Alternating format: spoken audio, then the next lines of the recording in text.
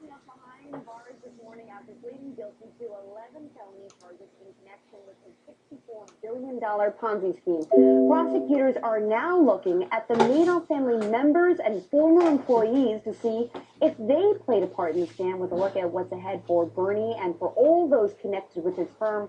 I'm joined by Larry Levine, a former federal inmate and founder of Wall Street Prison Consultants, and Sonny Haston, Managing Director of Business Intelligence and Investigation at Cole Incorporated, also a former federal prosecutor.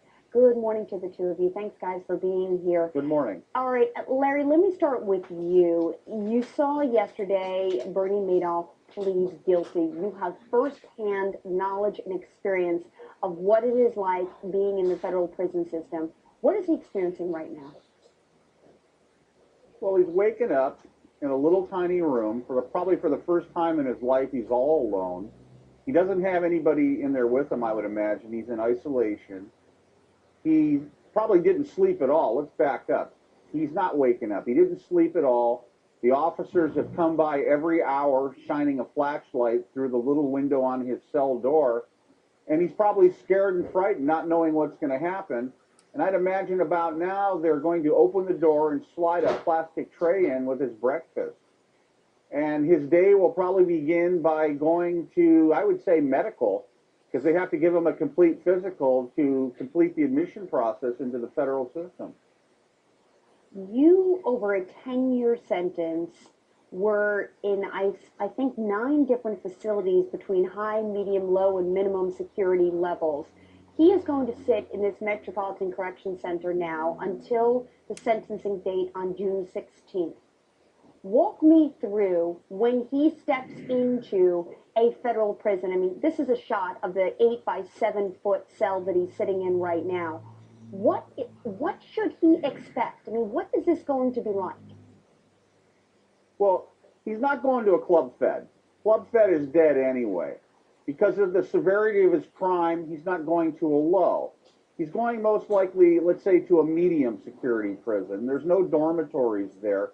He's going to be living in cell life, and he's going to be radioactive. No one is going to want to have anything to do with him, just like the child pornographers and people that molest children. Everybody in there knows someone that has lost money as far as the economy. People have lost their homes, lost their jobs. And that's also the correctional officers. They've lost money on their pension funds, and they're going to blame Madoff. They're going to point the finger at him. So he's going to have a lonely isolation until he either gets released for some strange reason or he leaves the prison in a pine box. No one's going to want to have anything to do with him. So, Sonny. Now, everybody in the... Go ahead. Okay, yeah, hold on just 1 second, Larry. I want to bring in Sonny here. So he's now locked up there. Walk me through what does this mean for his family members who perhaps are on the cusp of facing their own level of indictments. The question, of course, is whether or not there was negotiations on the sidelines. What's going on? You know, and I think, I don't think it will really impact his family's cooperation. We know after hearing his plea, he said over and over again, this was about me. He didn't quite say I did it alone, but all throughout he said the other business that was run by my sons, that was run by my brother, that was completely legitimate. And in order to prove a conspiracy, you have to have 2 people agree to do something, and an overt act in furtherance of the conspiracy. And so my guess is his wife doesn't want to talk to the government, his sons don't want to talk to the government, his brother doesn't want to talk to the government. And if they are talking, they're saying, I didn't know anything was going on. And so my guess is the government at this point is certainly looking at his family members, because how could you possibly, Alexis, how could you possibly do something like this alone? I was speaking to some of the victims, and they said they had 8 pounds of paper. They had received statements over the years, and these were investors that only lost $1 million. If you have that sort of attention paid to a victim that only lost $1 million, what sort of attention were they paying to the $3 billion hedge funds victim? So my guess is that there's no way that this could have been done alone, and the government knows that. They are looking at the family members. So, Larry, let me ask you the question that a lot of people are probably afraid to ask, but it's the reality. How do they handle the fact that once this thing gets itself resolved, that he could perhaps be a suicide risk?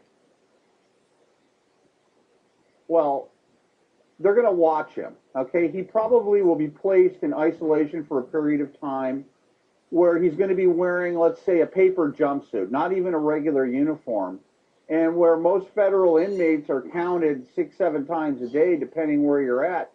They'll probably check on Bernie every 10 or 15 minutes just to make sure he's alive, because you have the whole world watching.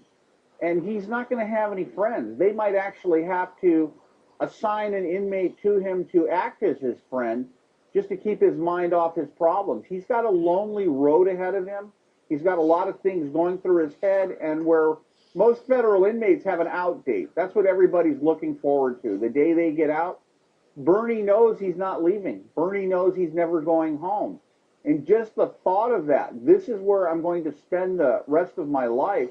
Hell, they may have him on psych meds. The BOP, the Federal Bureau of Prisons, they love to push psych meds on people. And I wouldn't be surprised if he was taking psych meds right now. They probably gave it to him last night. Sonny, you agree? You He said is he's on so suicide watch? right. I mean, he is just. Larry's completely right. He's definitely on suicide watch. We know that Kirk Wright, who was another Ponzi scheme perpetrator, killed himself in jail the same day that he was actually convicted. And so we know that he's on suicide watch. He certainly is being offered if he's not taking psych meds. And I think with defendants, I've seen them sort of do the perp walk when they're actually handcuffed. And once he did that, and he walked into the MCC, which is not a nice place, Alexis, because I've been there, and not as an inmate, of course, but I've been there and visited defendants. There's just no question that it all came true for him. What a story. What a story. Larry Levine, great having you on. Thank you for being here. We'd love to have you back in the future. And Sonny, you've been terrific helping us over the past couple of days. Thank you so much.